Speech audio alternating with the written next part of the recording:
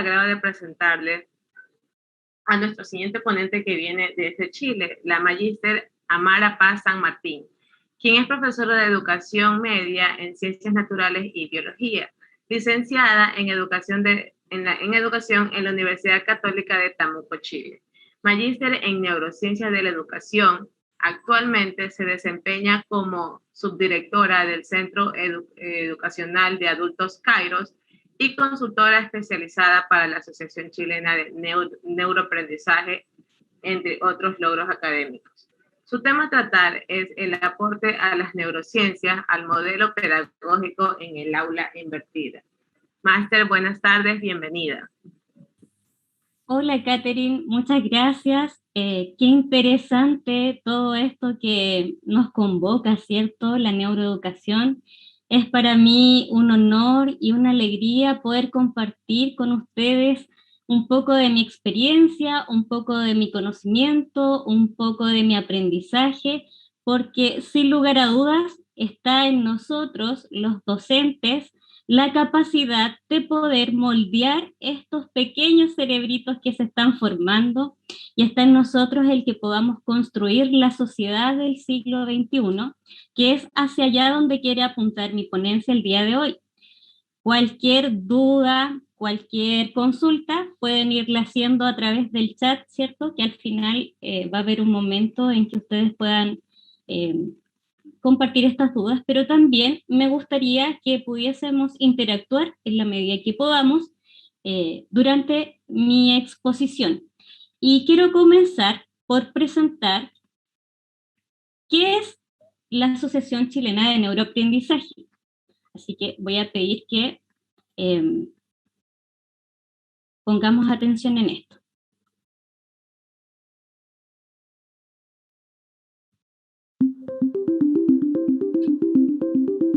El siglo XXI ha sido declarado el siglo del cerebro. Se ha dicho que intentar enseñar sin conocer de neurociencia es parecido a tratar de diseñar un guante sin conocer los dedos de una mano.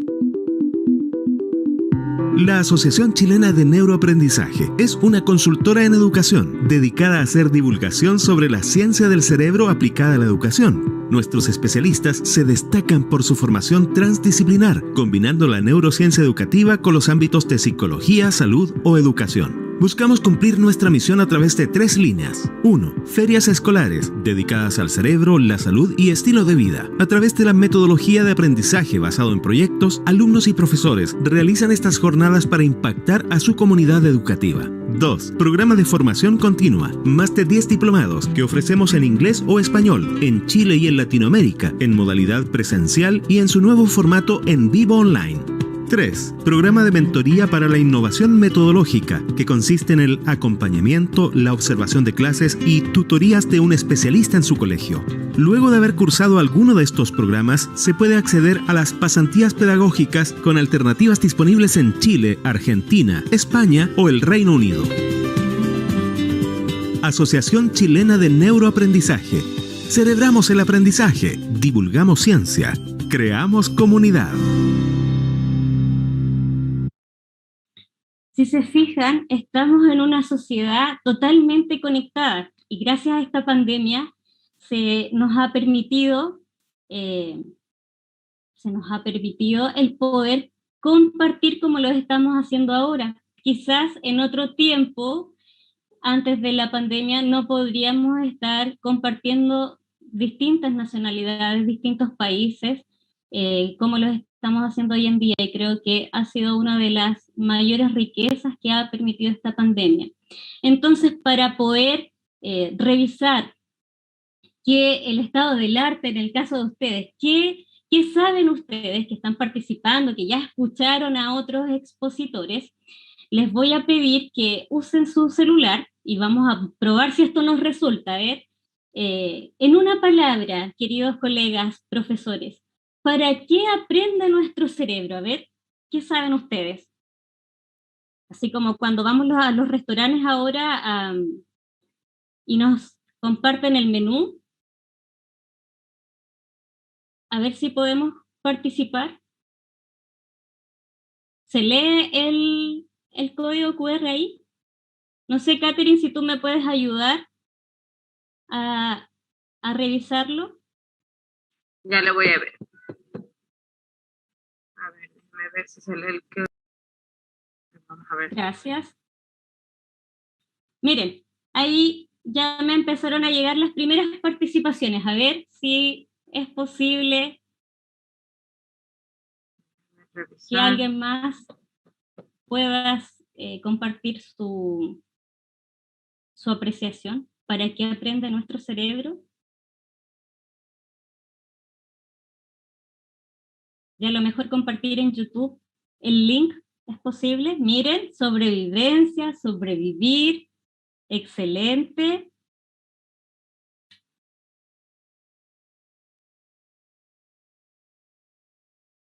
A ver qué más surge.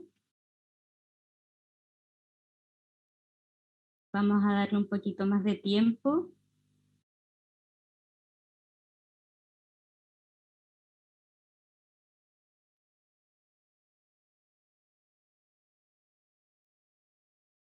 Y ahí a lo mejor cualquiera de los dos puede pegar el link que yo les compartí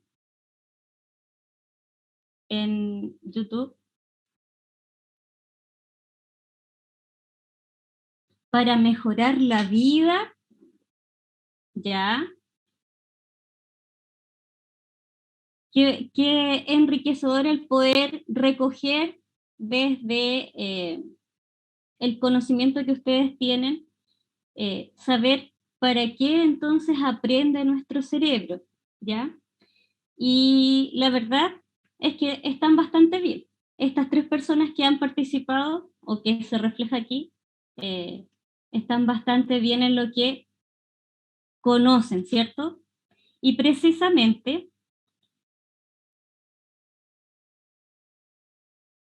para la vida, dice alguien por ahí, nuestro cerebro, tenían razón las 2 primeras personas que ahí compartieron, nuestro cerebro aprende para sobrevivir.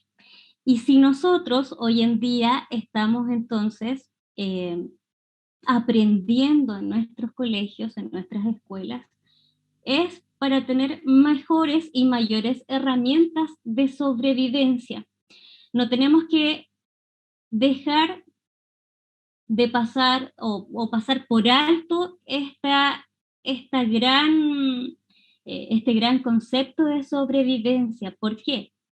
Porque nosotros, cuando aprendemos, sentimos placer, y aquí están las vías del placer de la recompensa, ¿no es cierto?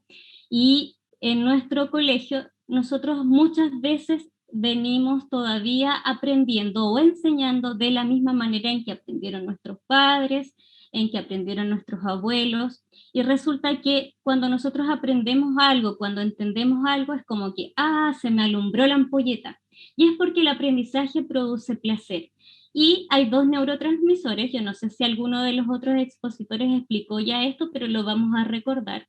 Súper importante en esta vía de la recompensa. Una es la dopamina y otra es la serotonina. Y esta recompensa se produce después que se genera este aprendizaje o cuando yo me anticipo a lo que voy a aprender. Entonces, como todo lo que a nosotros nos permita sobrevivir va a generar entonces una recompensa a nivel cerebral, nosotros vamos a sentir placer. Y por eso que es importante el clima que se produce en nuestra sala de clase.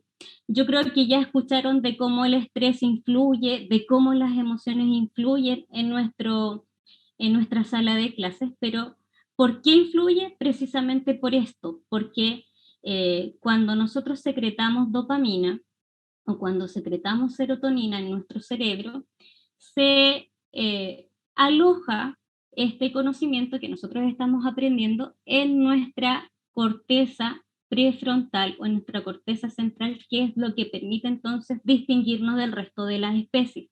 Nosotros, por pertenecer a la especie o al reino animal, funcionamos casi similar al resto de los mamíferos.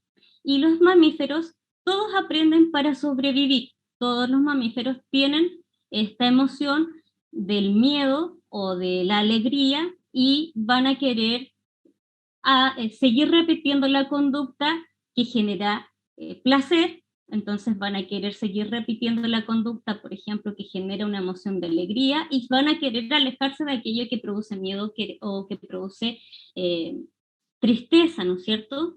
Entonces es importante que cuando nosotros, desde el sentido más primitivo del aprendizaje, tengamos claro que el placer que se produce en nuestro cerebro cuando aprendemos se genera a partir de nuestras emociones. Y por lo tanto, aquí tenemos que recordar, no sé si ya se habló, de las emociones básicas.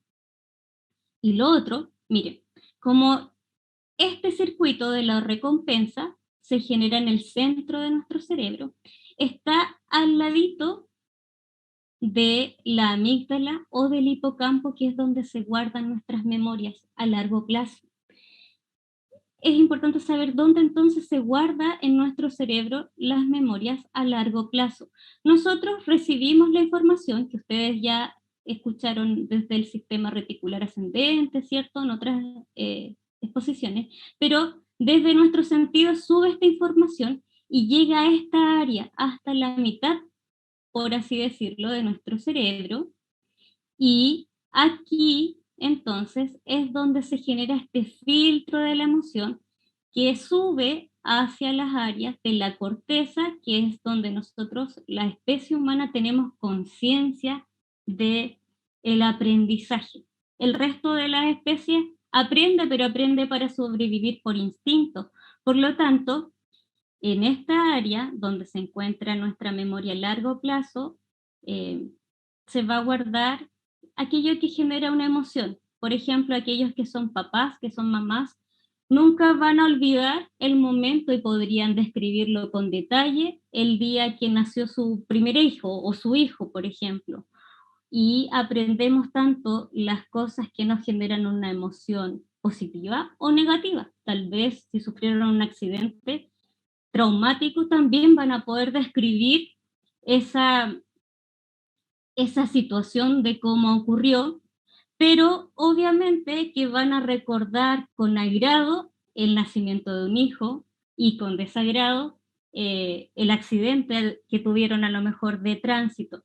Entonces, basándonos en esto, que este filtro aloja nuestras memorias y filtra nuestro aprendizaje, también tenemos que considerar que durante el día nosotros recibimos todos los estímulos que provienen del ambiente, de todos nuestros sentidos, del tacto, de la visión, la audición, y hay una estructura que se llama tálamo.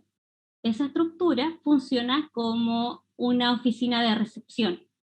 Recibe esta información durante el día, recibe los estímulos durante el día, pero durante la noche este tálamo guarda esta información en nuestro cerebro, en nuestras distintas áreas de esta corteza. Y tenemos que considerar que en este tiempo, ojo con esto, porque estamos saturados de pantallas, tenemos que darle a nuestro tálamo el suficiente tiempo y espacio de descanso durante la noche para que alcance a trabajar. Porque aunque nosotros quisiéramos que se activara todas las horas de sueño, la realidad es que durante la noche solo hay ciertas ventanitas de tiempo para que este tálamo pueda guardar esa información que se recibe durante el día. Y esas ventanitas se conocen como REM o movimiento ocular. Así cuando nosotros estamos durmiendo, hay un momento en que nuestros ojos, nuestras pupilas o nuestros ojos se mueven, y eso significa que nuestro tálamo está guardando esa información que recibimos durante el día. Por lo tanto, nosotros como profesores, cuando queremos que nuestros estudiantes guarden esta información a largo plazo, y se han hecho estudios que han aplicado evaluaciones, por ejemplo, de una información que recibió hoy día, y hoy día mismo tienen que utilizar esa información para hacer algo. Es mucho más efectivo entregar la información hoy día y al día siguiente, es decir, cuando ya este estudiante haya podido tener este ciclo de sueño, de guardar esta información en nuestra área a largo plazo para utilizar esa información con mejor y mayor efectividad. ¿Por qué ocurre eso? Bueno, porque entonces aquí está el filtro que ustedes ya sabían dónde se aloja la emoción. Entonces, por esta razón, nuestra emoción es esencial para el aprendizaje. Mire, le traigo una estrategia didáctica aquí para que se aprendan las emociones básicas o primarias, que nos permiten entonces responder a un estímulo con rapidez. Y siempre me lo aprendí así yo, de esta manera. Está el miedo, la alegría, la rabia, la tristeza, el asco y la sorpresa. Y todas estas emociones forman en nuestra mano la palabra Martas. Ahora, si nosotros analizamos, y lo invito aquí a reflexionar como profesor, ¿cuántas emociones agradables existen en estas emociones primarias?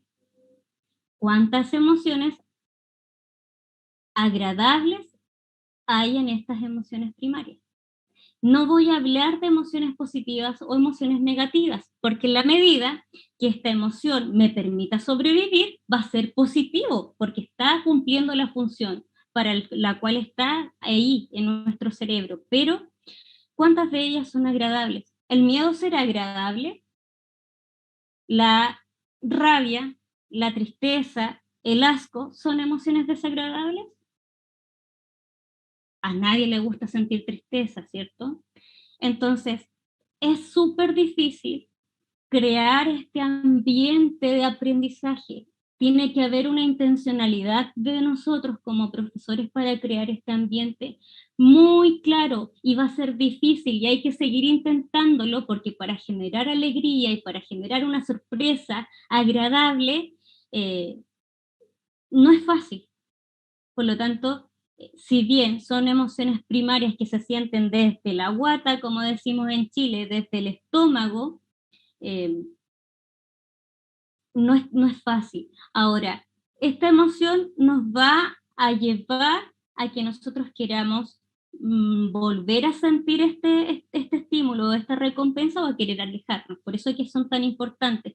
Pero como estas son primarias, después vienen las emociones secundarias, que cuando nosotros ya sentimos esta emoción, la podemos procesar y podemos decidir y podemos hacernos una noción cuando se filtra en nuestra corteza frontal, en cuanto nosotros tenemos esta conciencia de que sentimos esta alegría y la quiero repetir, nace, por ejemplo, esta emoción secundaria que sería el amor.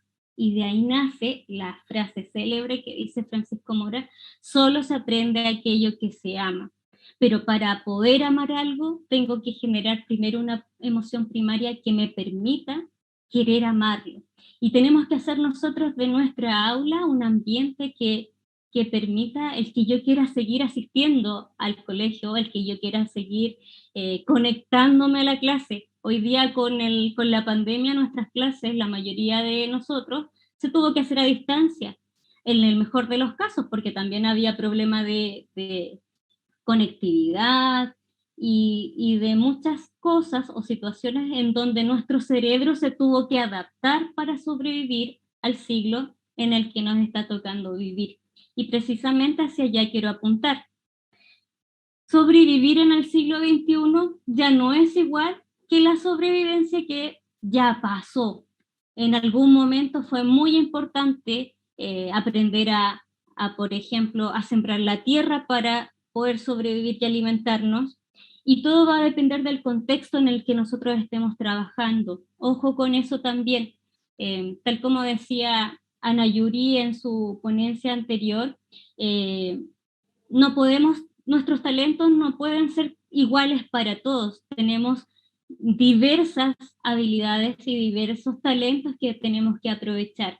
Pero sí tenemos que tener claro que en la medida que se está globalizando nuestra aula, nuestra realidad, hoy día los niños ya tienen acceso a la información, y en el siglo XXI ya no es tan importante memorizar mucha información porque lo tenemos al alcance de un clic, lo tenemos al alcance de un celular. Y hoy día se prioriza mucho más el diálogo, la conversación, lo que estamos haciendo hoy día, el hecho de que ustedes puedan compartir con nosotros en esta ponencia, en este congreso de neuroeducación, el que podamos compartir saberes, el que podamos construir nuestro propio aprendizaje a partir de esta información. Por lo tanto, la sobrevivencia hoy día, en este siglo XXI, que incluso nos puso en jaque con una pandemia que no sucedía hace mucho tiempo al nivel que la estamos viviendo todos los países, va a ser distinta. Y nuestro cerebro probablemente se tuvo que adaptar. Y nuestro cerebro se tuvo que en algún momento calmar. Al principio de la pandemia fue muy probable que hayamos sentido miedo, que hayamos sentido tristeza, que hayamos sentido angustia, pero ya ahora nuestros niveles bajaron y nuestra aula de clase nunca más va a ser la misma, porque ya logramos integrar la tecnología en nuestra sala de clase. Por lo tanto, imagínense, miren, el año 2018 ya se proyectaba que las habilidades para el trabajo eran diferentes y se estaba ya en ese tiempo, se estaba valorando la capacidad de trabajar en equipo o de las habilidades blandas, como leí por ahí en un comentario, que hoy día se conocen como las habilidades para el siglo XXI. Se valora mucho la capacidad de trabajar en equipo, la capacidad de resolver problemas o conflictos, la capacidad de tomar decisiones, la adaptación a este cambio, la neuroplasticidad, y así sucesivamente. Fíjense, todas las habilidades que se están valorando y que se estaban empezando a valorar a partir del año 2018. ¿Cómo se proyecta ahora esto para el futuro? ¿Cómo se proyectan los trabajos donde van a tener que trabajar nuestros estudiantes? O a lo mejor esos trabajos que todavía no se han creado. Y estas son las 15 habilidades laborales del futuro que se pretenden y se proyectan según el informe del trabajo del Foro Mundial Económico. Durante el 2020 que se realizó, se proyectan estas 15 habilidades para el año 2025. Imagínense lo que decía este informe. Dice que la proporción de las habilidades básicas cambiará en un 40% para el 2025 y el 50% de todos los empleados necesitará volver a capacitarse, de acuerdo a este Foro Económico Mundial. Entonces, si nosotros no hacemos que el estudiante ame el aprendizaje, no les estamos permitiendo que este estudiante se adapte en esta nueva era que les tocó vivir. Entonces, imagínense, se va a priorizar el pensamiento analítico o la creatividad, dicha de otra manera, el aprendizaje activo, o sea, cómo yo construyo mi aprendizaje, cómo resuelvo estos problemas complejos, cómo soy capaz de analizar la información que circula en la red. Hay mucha noticia falsa, hay mucha pseudociencia dando vuelta, y porque la leí en Google o la leí en Facebook, puede que yo haya confiado en esa fuente de información. Eso es lo que nosotros tenemos que potenciar en nuestros estudiantes, de que ellos puedan contrastar esta información. La creatividad, la capacidad que tenemos entonces de encontrar nuevas soluciones a tal vez los mismos problemas a los que nos enfrentamos. Imagínense con todo esto del cambio climático, el calentamiento global, el mundo en el que se van a tener que desenvolver nuestros estudiantes o nuestros hijos probablemente tengan escasez hídrica mucho más pronunciada a la que nosotros estamos viviendo. ¿Cómo van a resolver eso si nosotros no les desarrollamos esas habilidades en nuestra sala de clase? Si nosotros como papás no fortalecemos esa capacidad de sobreponerse, de ser resilientes, y si no potenciamos en ellos, por ejemplo, la habilidad C aquí de liderazgo y de influencia social, la capacidad de comportarse éticamente en esta sociedad donde a lo mejor a veces se nos pierde el comportamiento aquí que beneficia al otro, la empatía. Y tal como dice ahí, la resiliencia, el razonamiento, la inteligencia emocional, cómo soy capaz de traducir esa emoción que está expresando la otra persona. ¿Saben lo complejo que va a ser con los adolescentes que estamos trabajando hoy día? Ayer recogí información de uno de los profesores con los que trabajo y me contaba que hoy día la mayor muestra, yo no sé si esto solo sea en Chile tal vez, pero la mayor muestra de confianza de los adolescentes hoy día es entregarle el celular a un compañero o a un amigo. Es mi mayor muestra de confianza. Y en vez de comunicar lo que me está pasando, este amigo abre el celular y revisa las conversaciones, revisa sus redes sociales y así se entera de lo que está viviendo ese compañero. No se están comunicando, no están hablando, ni siquiera ya se están texteando. Cuando logran juntarse, esa es la manera en que se están comunicando. Entonces, conocer la realidad de nuestros estudiantes es importante y esta profesora que me compartía esa experiencia me decía cómo voy a lograr el desarrollo de la empatía en esos niños, cómo voy a traducir eh, el interpretar una emoción a largo plazo. Nos cuestionábamos ahí qué consecuencias podría traer esta modificación, por ejemplo, de estas nuevas generaciones. Nos vamos a tener que nosotros como docentes también enfrentar estos cambios generacionales y cómo ellos están cambiando su manera de comunicarse. En fin. Entonces, para repasar un poquito las habilidades para el siglo XXI, algo tocó ya nuestro profesor anterior. ¿Cómo fomentamos nosotros el pensamiento crítico en el aula? Bueno, nuestra aula debiese valorar la verdad, tener una mentalidad abierta, desarrollar esta empatía, la racionalidad, la autonomía. Y si bien nosotros tenemos a disposición mucha información en la red, tenemos que permitir que nuestros estudiantes expresen opiniones. Tenemos que dar esa opción de diálogo, de que tengan la confianza de compartir lo que a lo mejor ellos buscaron en una enciclopedia virtual, aquello que buscaron en Google, y dejarles en primer lugar compartirla y contrastarla con otra información que a lo mejor encontró un compañero.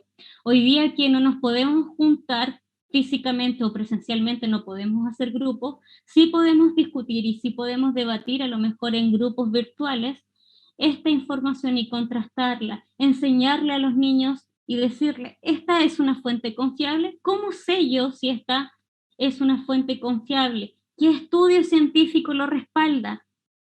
¿O es una noticia falsa? ¿O es un mito?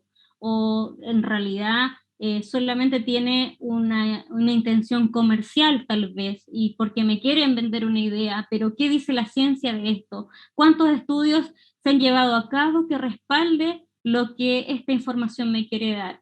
Entonces ahí es donde nosotros tenemos que enseñar a leer, a analizar y a procesar esta información. Incentivar a estos estudiantes a razonar aquello que están leyendo y a llegar a una conclusión propia. ¿Qué pienso yo después de toda esta información que estoy revisando? ¿Cuál es mi visión? ¿Cuál es mi perspectiva acerca de este tema? De esa manera nosotros podemos construir en ello el pensamiento crítico. Segundo, ¿cómo estimulamos la colaboración? Cuando de repente tenemos adolescentes que no quieren comunicarse, como les decía recién. Bueno, el aula de clases como estaba dispuesto hasta antes de la pandemia no servía. Sí o sí había que hacer algún ajuste ahí y la mayoría de nosotros tenía esa disposición ahí como está en la segunda imagen en la sala de clases.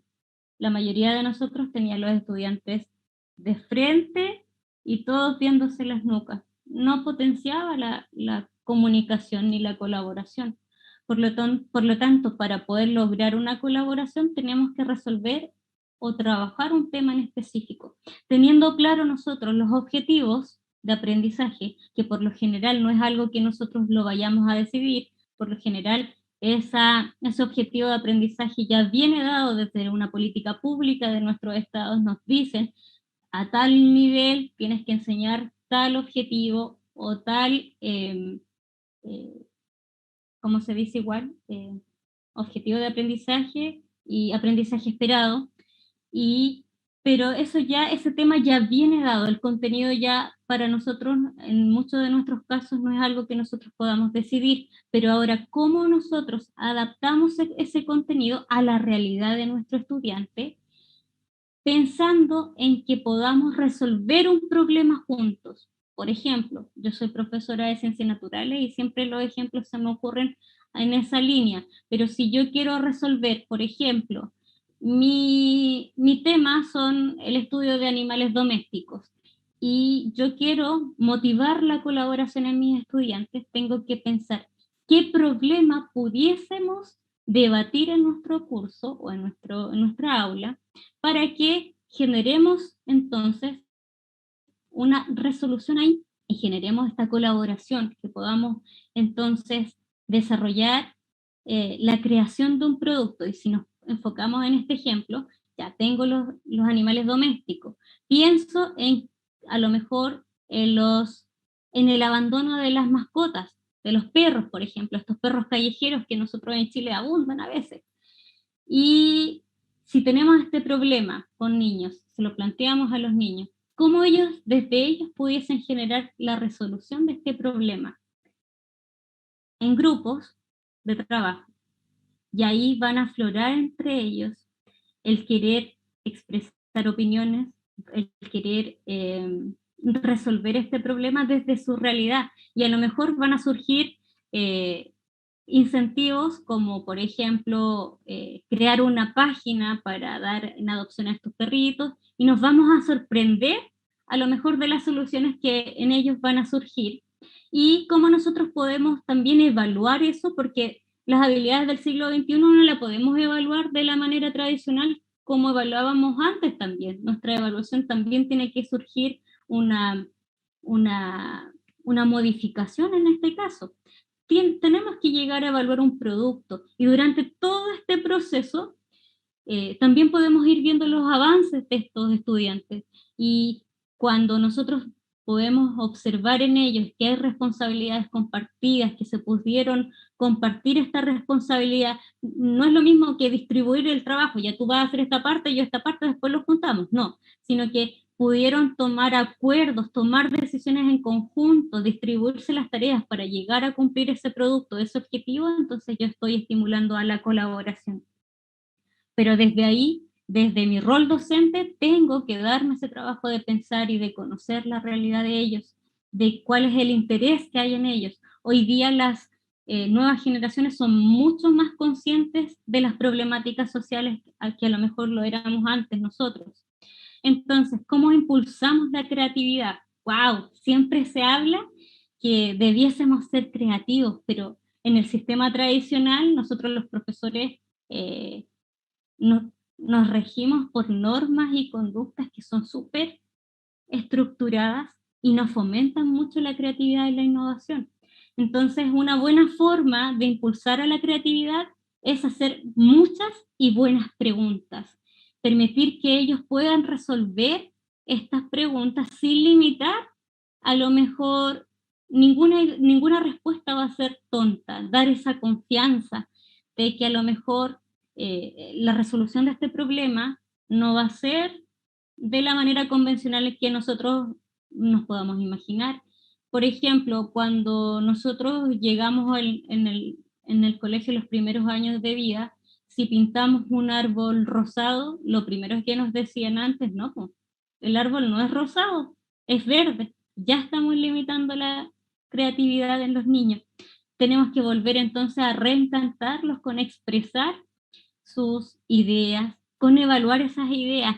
Qué bonito te quedó este árbol rosado, pero comparémoslo con los árboles que estamos en la sala, o sea, perdón, en el colegio. Vamos a mirarlo estamos en primavera, nosotros en el hemisferio sur, y empezaron a aflorar los nuevos brotes de los árboles. Y efectivamente, en primavera los árboles son rosados, porque surgieron las nuevas flores. Entonces, potenciar y fortalecer esas nuevas ideas también va a generar un clima en el aula apto para este aprendizaje. Proponer estos problemas reales y generar proyectos con ellos. Hoy en día se habla mucho de aprendizaje basado en proyectos, pero estos proyectos a veces también requieren el apoyo de otras disciplinas. En mi caso, por ejemplo, ciencias naturales, voy a necesitar la ayuda del profesor de matemáticas para sacar algún cálculo en este problema que a lo mejor me planteó algún estudiante, o voy a necesitar a lo mejor el apoyo de la profesora de lenguaje para generar un informe o para generar este afiche, y vamos a generar un proyecto multidisciplinario. También se va a potenciar ahí no solo la creatividad, sino que se está potenciando el pensamiento crítico y lo que vimos recién ahora, la colaboración. ¿Se dan cuenta que estas habilidades funcionan todas al mismo tiempo en nuestra sala de clase? Pero debe haber la intención de nosotros como docentes de poder desarrollarla.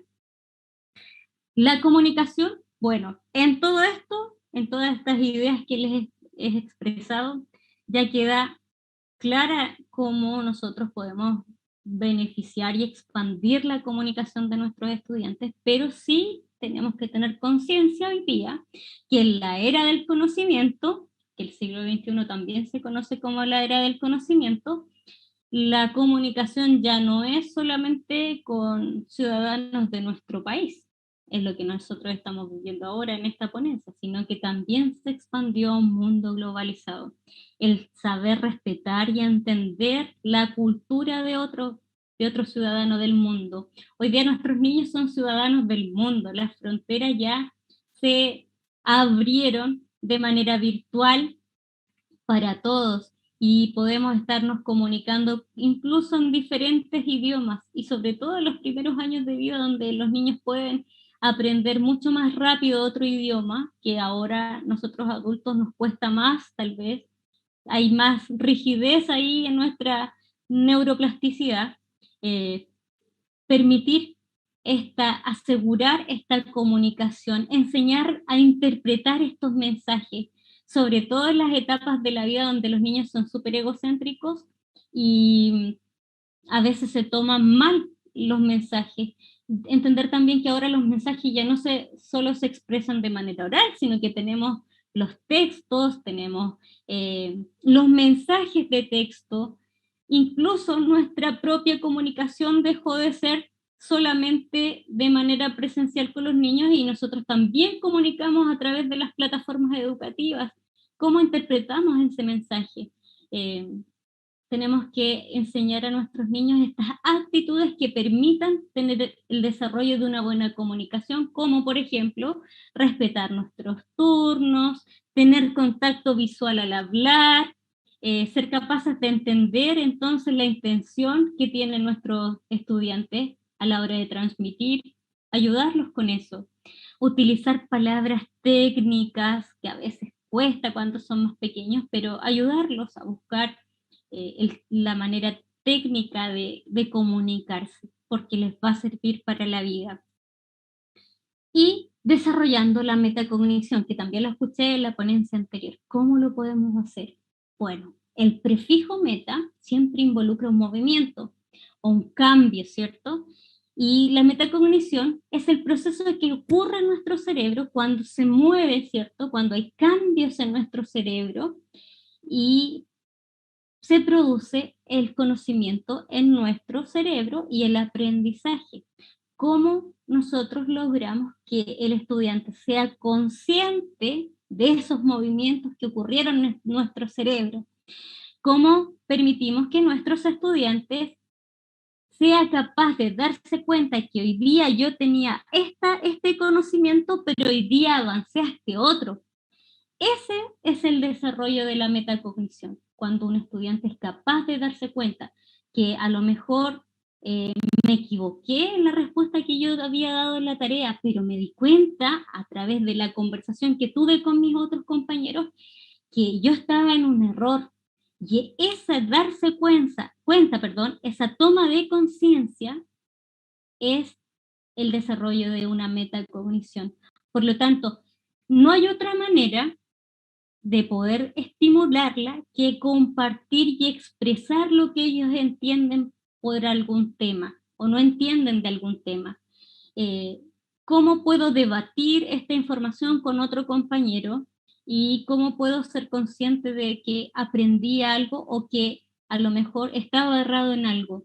Tengo que abrir esos espacios para poder desarrollar esta metacognición.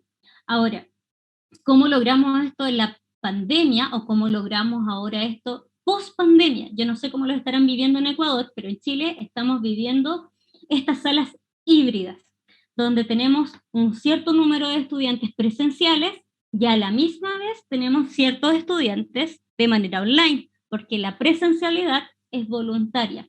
Para ello, la propuesta es la siguiente. Bueno, me quedaba esta formación de ciudadanos del mundo, pero tiene que ver con mantenernos actualizados con lo que está sucediendo alrededor de nuestro mundo, de nuestro planeta, ¿cierto? Y que ellos siempre estén, entonces, conscientes de lo que está sucediendo alrededor de nosotros. Y fortaleciendo entonces las actitudes que tienen que ver también con cómo me comporto yo siendo ciudadano de este mundo. Potenciar estas actitudes en el aula virtual, por ejemplo, la puntualidad. Si yo valoro la puntualidad y doy harto hincapié en esto de la puntualidad, porque siempre como latinos se nos dice que una de las características de nosotros es que somos impuntuales. Y si hay algo que yo he tratado conscientemente de modificar en mí, es la puntualidad. Entonces, también fortalecer, si yo soy profesor y ahora vuelvo a esta sala virtual, por ejemplo, o a esta sala presencial con la mitad de estudiantes virtuales y la otra mitad de estudiantes presenciales, antes que toque la campana, porque todavía tenemos el timbre que nos avisa que tenemos que regresar al aula, yo esperar al estudiante en la sala cuando ya tocó el timbre, no cuando toca el timbre irme a la sala, porque los niños aprenden más desde nuestro modelo, que somos nosotros, que aunque le digamos tienes que ser puntual. Y si yo digo que mi clase va a comenzar 15 minutos más tarde de lo que comienza presencial, bueno, trato y me conecto 15 minutos más tarde con ellos para yo esperarlos a que ellos se conecten. Entonces, fortalecer estas actitudes va a permitir entonces que nuestros estudiantes estén adaptados para este siglo XXI. Y estamos viviendo en una sociedad digital y quiero compartir estos 3 conceptos que no son nuevos, pero con la pandemia van a empezar, yo creo que a aflorar un poco más ahora, porque esto se viene hablando ya desde el 2018. Las TIC, que eran las tecnologías de la información y la comunicación, para todos nosotros como docentes se nos capacitó en algún momento en el uso, por ejemplo, de Windows. Yo me recuerdo haber hecho un curso en el año 98, creo, del Windows 98, donde me enseñaron a usar Word, Excel y los programas que habían en ese tiempo. Y probablemente muchos de nosotros hemos tenido esa formación. Hoy día los niños ya no necesitan eso. Ellos llegan, toman un celular y por instinto saben cómo funcionan las cosas. Si se fijan, probablemente ninguno de ellos lee los manuales de usuario. Llegan, toman algo y ya saben cómo funciona. Y eso se debe a que ahora nosotros tenemos que evolucionar un poquito más allá y utilizar la tecnología para el aprendizaje y el conocimiento, para llegar a un estándar de utilizar estas tecnologías para el empoderamiento y la participación. O sea, ya no basta utilizar esta información para generar conocimiento, sino que este conocimiento yo lo tengo que utilizar para participar de este mundo globalizado. Y aquí les puse estos conceptos, que los niños ahora son nativos digitales y nosotros somos migrantes, va a depender de la edad que tengamos, y podemos transformarnos en visitantes o residentes digitales. ¿Qué quiere decir esto? Yo utilizo la información de vez en cuando, o casi mi vida gira en torno a lo digital. En algún momento nosotros de la pandemia todo giró en torno a nuestra sala de clases, todo a lo digital, al computador. Pasábamos horas y horas como profesores dictando la clase digitalmente. Ahí nos transformamos en residentes digitales. Pero ahora que nuestra sala se transformó en híbrido, somos visitantes. Vamos un momento a resolver algo, a buscar algo, y volvemos a nuestra realidad presencial. ¿Qué podemos hacer entonces con esta realidad? Bueno, se creó un modelo en el año 2014, imagínense, desde cuándo existe esto, que se llama aula invertida. Y nació en Estados Unidos con el afán de que estos dos profesores no se desconectaran de los estudiantes que se enfermaban en ese tiempo y ellos pudiesen participar de la clase. ¿Y cómo lo hacían? Grabando cápsulas educativas y mandándose información para que el estudiante estudiara solo en su casa. Y los profesores seguían avanzando con los que estaban presenciales. Así nació este modelo educativo de aula invertida. Y se llama modelo de aula invertida porque invierte los tiempos de la sala de clase.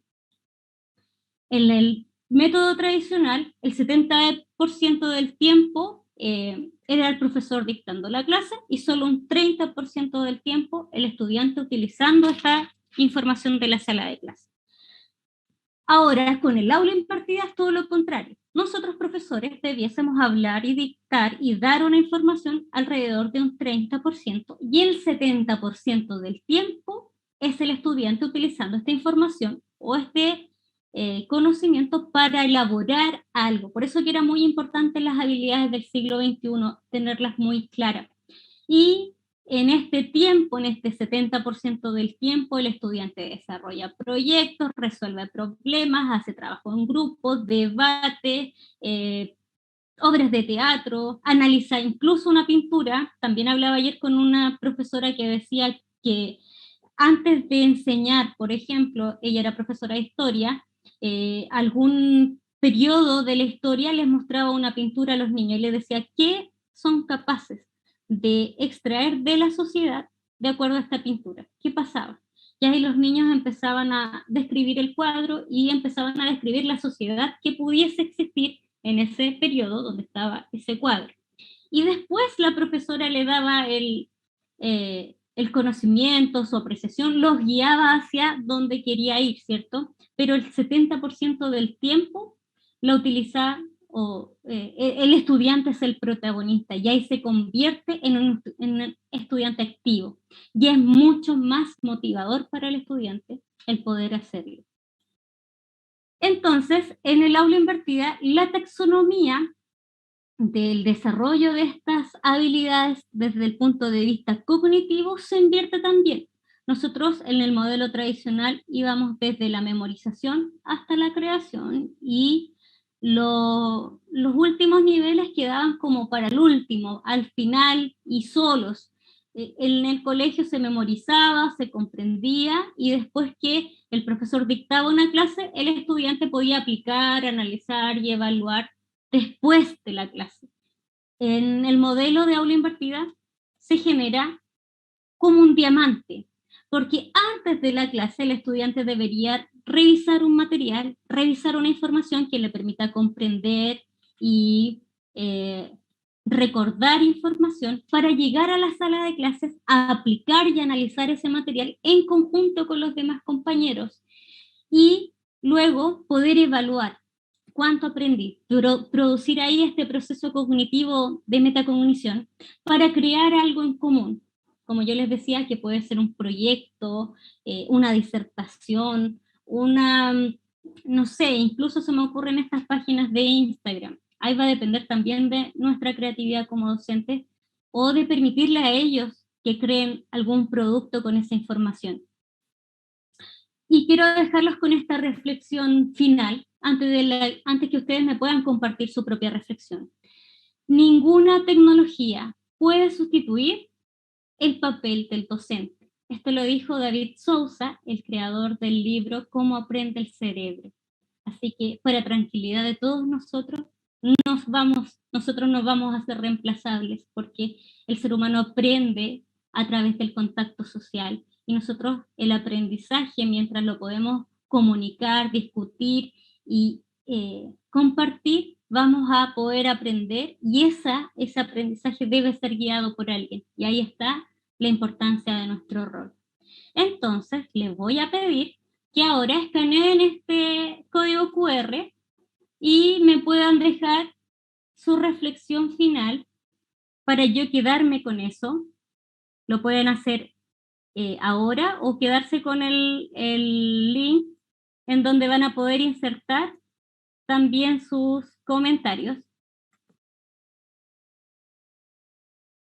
Y voy a darle la oportunidad también a Catherine que me diga las consultas que han surgido. Bien, Magister, gracias por su ponencia. Tengo un parcito de preguntas. Dice, ¿cómo hacer que los estudiantes pierdan la vergüenza hablando en público y permitan que fluyan sus ideas y su creatividad? Porque si bien es cierto, ahora que todo es online, las maestras preguntan, ¿alguien tiene alguna duda? En mi caso, yo paso con mi sobrina y ella tiene mil y un respuestas correctas, pero la vergüenza de ella es que los compañeros la escuchen, se le burlen, y es lo que está pasando actualmente con los adolescentes más que nada, que todo les da vergüenza. Sí, tú tienes toda la razón y muy buena pregunta, porque primero, por eso que el clima de nuestra aula es primordial. Para empezar a potenciarla, yo sugiero formar pequeños grupitos con sus amigos, donde se genere esta confianza. Y se van a dar cuenta que con las personas que ellos sí están en confianza y sí se forman estos pequeños grupos, incluso virtualmente lo podemos hacer, podemos generar estas salas. Ahí nacen un montón de temas y a veces incluso uno tiene que pedirle que por favor se enfoquen en la tarea que tienen que trabajar, pero para estimular esta comunicación, formar estos pequeños espacios, permitirle primero el trabajar con compañeros de confianza para en un siguiente nivel formar grupos intencionados por mí, una vez que yo ya los conozco. Y sé, por ejemplo, que aquí hay líderes que son buenos en esto y los voy a construir después estos equipos de trabajo de manera intencionada. Pero una vez que ellos ya generan la confianza de el poder expresar sus opiniones. Y asimismo, cuando entra un alumno nuevo a una escuela nueva, obviamente, en esta modalidad online, ¿cómo hacer que él se sienta más seguro y como que más acogida a su llegada a esta nueva institución y a sus nuevos compañeros virtuales? ¿Sabes qué? Yo ahí compartiría el hecho de expresar, por ejemplo, algo con lo que pudiese empatizar este estudiante con el resto de la sala de clases. Por ejemplo, al inicio de mi clase, preguntar cuáles son los dibujos animados que les gusta. A lo mejor ya ni siquiera se ven dibujos animados, pero se me ocurre algo así. Y preguntarle a este compañero nuevo, ¿cuál es el que te gusta a ti? Tratar de que se ocurra una empatía o algo que tengan en común, pero desde el punto de vista del conocimiento del grupo.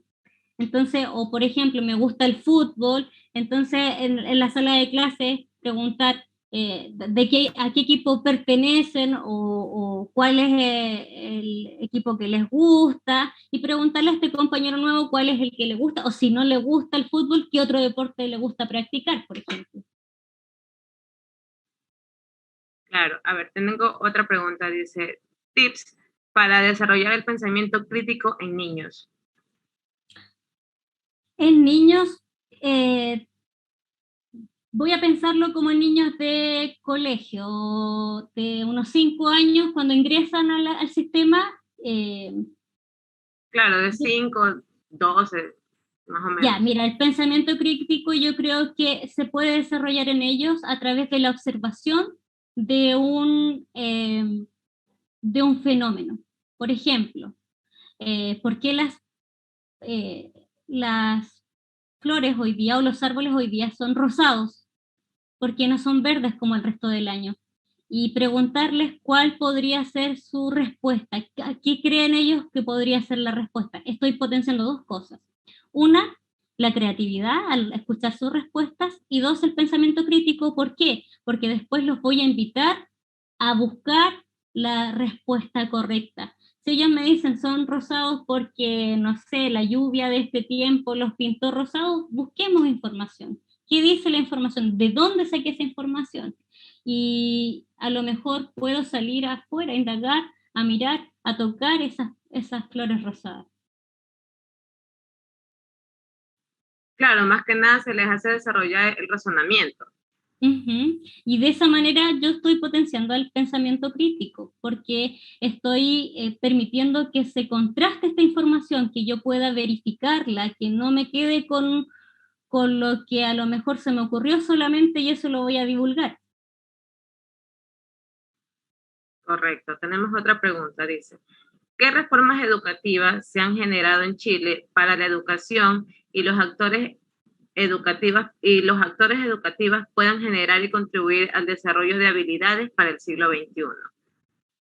Principalmente la metodología basada en proyectos. El programa de Chile, en tercer y cuarto medio, que son los últimos niveles de estudio obligatorio, está diseñada a partir del año 2020 para ser trabajada principalmente en el aprendizaje basado en proyectos, pero estamos en camino hacia allá. Como cualquier cambio, no se da de manera brusca y también hay mucha resistencia, no es algo que haya fluido, porque también, como les digo, debe haber mucha intención y esfuerzo del profesor para poder lograrlo. Hay incluso un desgaste de la planificación. Es como cuando nosotros cocinamos. Podemos demorar 2 horas preparando un plato y a la hora de servirlo lo podemos comer en 20 minutos. Lo mismo nos pasa cuando tenemos que trabajar metodologías activas. A lo mejor nos vamos a demorar 2 horas preparando un material o diseñando nuestra clase para que mi clase dure media hora. Listo, Mayester. Muchísimas gracias en nombre de AEG Ecuador por permitirnos escuchar su ponencia y por estar presente en nuestro congreso. Esperamos contar con su presencia en los próximos congresos. Muchas gracias, Catherine. Saludos a todos. Tienen un maravilloso país como Ecuador. Me encantaron las imágenes que han compartido. Saludos. Chao, chao. Gracias. Chao.